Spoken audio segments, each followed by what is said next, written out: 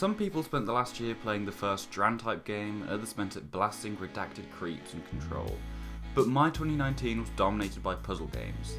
Not a lot of puzzle games, but the ones I did play, I played a lot. I somehow managed to spend over £40 on Tetris this year. I don't regret it because Tetris Effect makes you feel like the most zen being in all of existence. Every single level and theme has so much detail, and the sound design is amazing. I really love the songs in this game. I also played Tetris 99 a lot, which isn't related to Tetris 64 or Tetris 3, but is instead a Fortnite. Just like Fortnite, you place blocks until you win, but unlike Fortnite, you don't spend £50 on skins just to look thick. The absolute bastards at Riot Games made another game that makes people miserable. I played way too much of that one, but Teamfight Tactics has this way of drawing you in, so before you know it you've wasted your entire day playing it when you just meant to get footage for one video. And you can play as a penguin. This year I also found out about Hexcells, which looks a lot like Minesweeper because it basically is. You start off with the ability just to mark blocks as either clear or part of the pattern, and it gradually increases the number of mechanics until you feel like you're doing maths homework. But my standout this year has to be Islanders.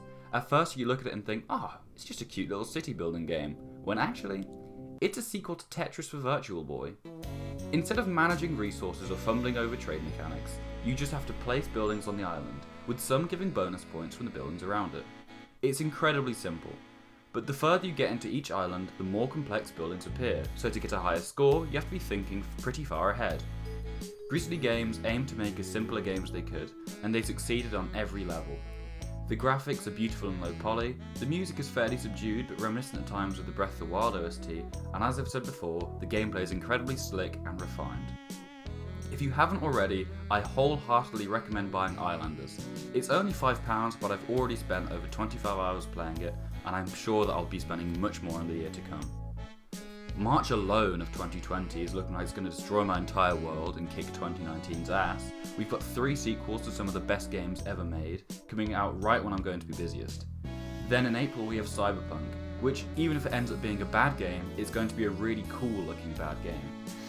But the real winner of 2020 is definitely going to be Baby Suicide Game, which comes out right at the end of the year.